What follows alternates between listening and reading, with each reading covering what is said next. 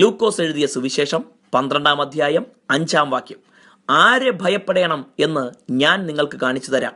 കൊന്നിട്ട് നരകത്തിൽ തള്ളിക്കളവാൻ അധികാരമുള്ളവനെ ഭയപ്പെടുവിൻ.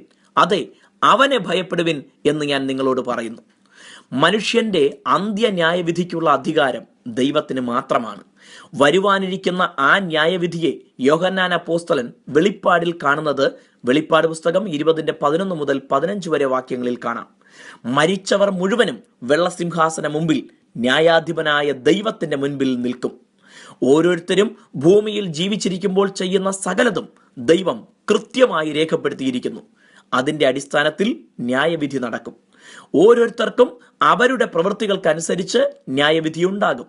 ജീവപുസ്തകത്തിൽ പേരെഴുതി കാണാത്ത ഏവനെയും തീപ്പൊയ്കയിൽ തള്ളിയിടും എന്ന് പറഞ്ഞാണ് ആ ഭാഗം അവസാനിക്കുന്നത്. ഇതിനെക്കുറിച്ചാണ് യേശു പറഞ്ഞത്, ന്യായം വിധിക്കുന്ന ദൈവത്തെ ഭയപ്പെടണം എന്ന്. അതേസമയം ജീവപുസ്തകത്തിൽ പേരെഴുതപ്പെട്ടിട്ടുണ്ടെങ്കിൽ ഭയം നമ്മെ അലട്ടേണ്ടതില്ല. യേശുവിൽ വിശ്വസിച്ച് യേശുവിനെ കർത്താവായി ഏറ്റുപറഞ്ഞ് യേശുവിന്റെ അധികാരത്തിന് കീഴ്പ്പെട്ട് അഥവാ ദൈവത്തെ അനുസരിച്ച് ജീവിക്കുന്നവർക്ക് ഈ ന്യായവിധിയെ ഭയക്കേണ്ടതില്ല. ഇത് ഗണ്യമാക്കാതെയും മനഃപൂർവ്വം ദൈവത്തെ സ്നേഹിക്കാതെയും ഇരിക്കുന്നവർക്ക് ഈ ന്യായവിധി ഒരു നാൾ വന്നു ഭവിക്കും. അവർ ഭയപ്പെട്ടേ തീരൂ. ഇന്ന് രക്ഷയ്ക്കായി അവസരമുണ്ടെങ്കിലും മരണാനന്തരം അതുണ്ടാവുകയില്ല.